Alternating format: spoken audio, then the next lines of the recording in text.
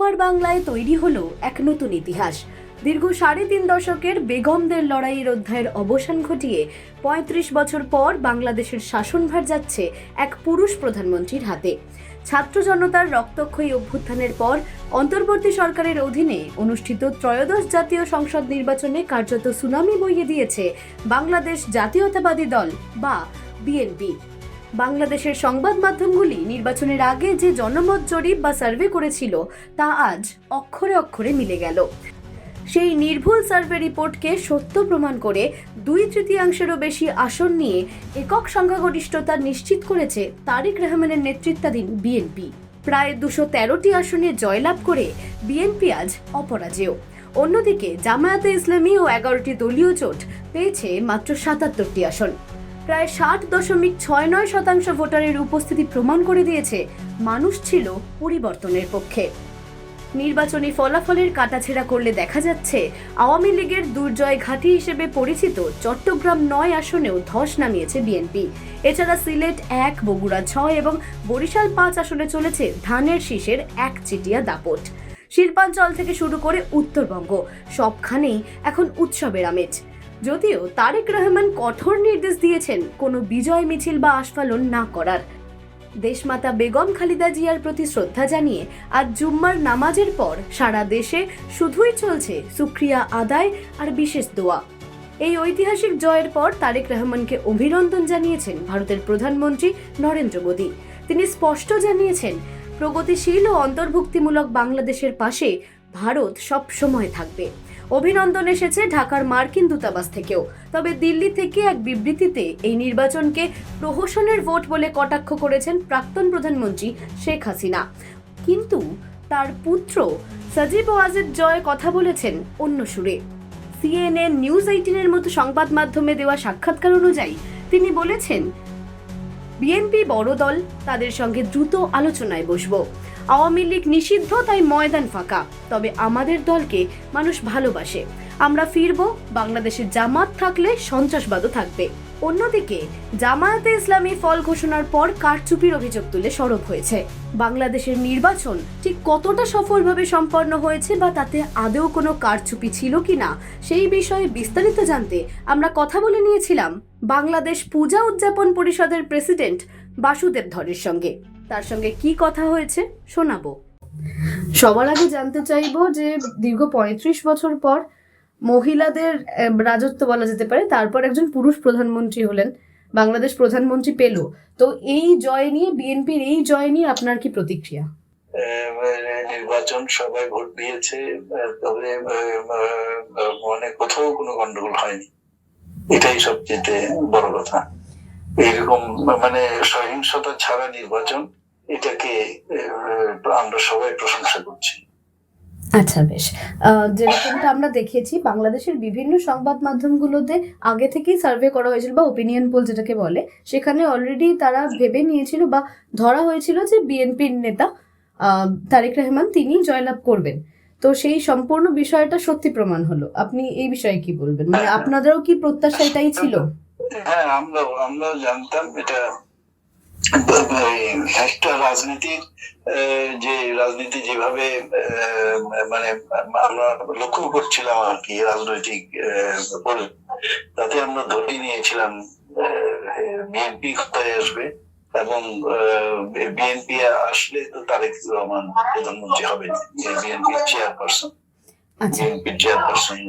প্রধানমন্ত্রী হবেন, এটা প্রত্যাশিতই ছিল। একদম অত্যন্ত প্রত্যাশিত ফল হয়েছে।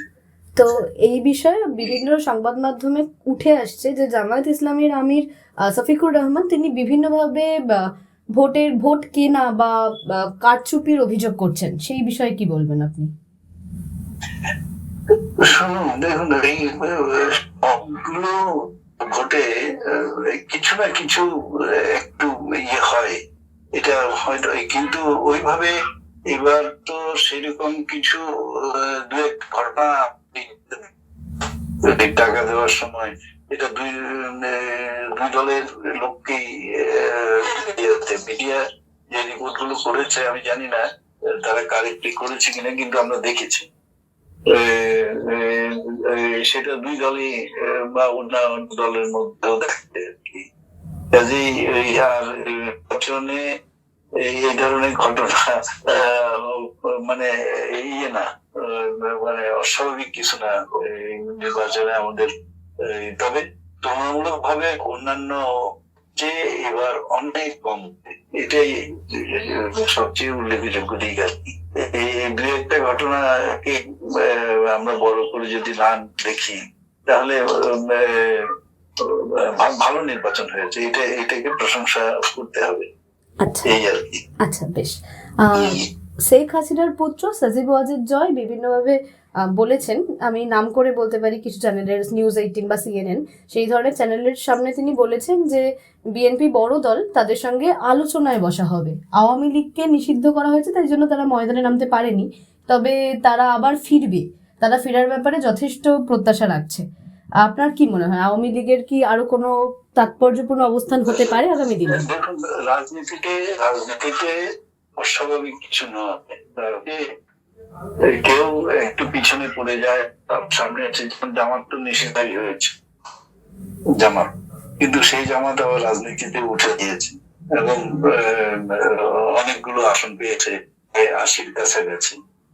কাজেই এই রাজনীতিতে কোন দলের ফিরে আসা, যেমন বিএনপি 17 বছর ধরে তারেক রহমান, সে তো তাকে বিদেশে পাঠিয়ে দেওয়া হয়েছিল এবং তিনি যে রাজনীতিতে ফিরবেন, অনেকে সেই সময় বলেছিলেন যে রাজনীতি নিষিদ্ধ হয়ে গেছে তার জন্য। কিন্তু দেখুন, তিনি তো এই বিদেশে থেকেই দলের প্রধান ছিলেন, তিনি কিন্তু সেখান থেকে দলের নেতৃত্ব দিয়েছেন। তো এবং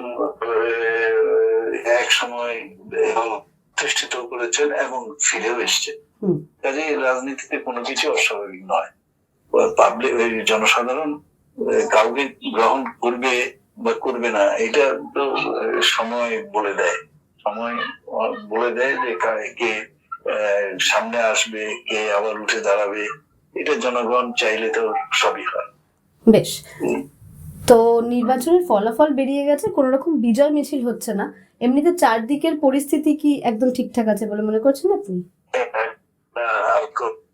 ইয়ে দেখছি না কোথাও কোনো সহিংসতা বা মানে আক্রমণ বা ইয়ে কিছু দেখছি না আর কি, এই ধরনের কোনো ঘটনা দেখছি না। মানে আপনি কি এখনো পর্যন্ত চোখে পড়েনি। বেশ, আগামীর বাংলাদেশ তাহলে ভালোভাবেই এগোবে বলে প্রত্যাশা করছেন, তাই তো? আশা করি আগামী বাংলাদেশ ভালোভাবে, কারণ আমরা অনেক, দেখুন গত 3 বছর ধরে আমরা যেভাবে আমাদের এগোনোর কথা ছিল, এটা তো কোনো স্পেসিফিক রাজনৈতিক দলকে আমি দোষারোপ করছি না, কিন্তু এটা তো ঠিক সব রাজনৈতিক দল ছিল, ক্ষমতার অংশ ছিল, কিন্তু যেভাবে বাংলাদেশের এগোনোর কথা ছিল সেভাবে কিন্তু আমরা এগোতে পারিনি। আমাদের পরে স্বাধীন হয়েছে পৃথিবীতে অনেক দেশ আছে, কিন্তু তারা অর্থনীতিতে আমাদের থেকে দ্রুত এগিয়ে গেছে। কাজে আশা করি যে আমাদের এটা কোন দলের বক্তব্যের কথা আমি বলছি না, আমি বলছি যে আমাদের হয়তো আমরা পারিনি, সামনে পারবো, এই আশা করি আর কি। আচ্ছা, আমি শেষ প্রশ্ন করব, আগামী দিনে মোহাম্মদ ইউনূসের রোল আপনি কিরকম হতে পারে ভাবছেন? উনি তো রাজনীতিতে, তার তো এখানেই ছায়াত হবে কিনা উনি বলতে পারেন। নিয়ম অনুযায়ী তো ক্ষমতা হস্তান্তর হওয়ার কথা। ওনার তো আলাদা একটা বিষয়, গ্রামীণ অর্থনীতিতে কাজ করছেন, ক্ষুদ্র ঋণ নিয়ে, এবং সেক্ষেত্রে তিনি প্রতিষ্ঠিত। আমি জানি না তিনি আবার রাজনীতিতে ফিরবেন কিনা, তো ওইটাই তার জগৎ, অর্থনীতির যে জগতে উনি কাজ করছেন সেটাই তাকে উচ্চাসনে বসিয়েছে। কাজে আমি জানি না উনি আবার রাজনীতিতে আগ্রহী হবেন কিনা, এই ধরনের কোনো কথা তো উনি জানে, দেখা যায়। সব মিলিয়ে বলা যায়, দীর্ঘ 15 বছরের আওয়ামী শাসন আর রাজনৈতিক অস্থিরতার অবসান ঘটিয়ে আগামীকাল অর্থাৎ 14ই ফেব্রুয়ারি বাংলাদেশের প্রধানমন্ত্রী হিসেবে শপথ নিতে চলেছেন তারেক রহমান। তারেক রহমান মসনদে বসার পর আগামী দিনের বাংলাদেশ ঠিক কেমন হতে চলেছে সেটাই এখন দেখার। অঙ্কিতা পালের report, headlines Kolkata. Ma, there's this new Bengali matrimonial website, BABandhan.in. It's safe, verified, and just for us. Really? देर न करें, आज ही रजिस्टर करें।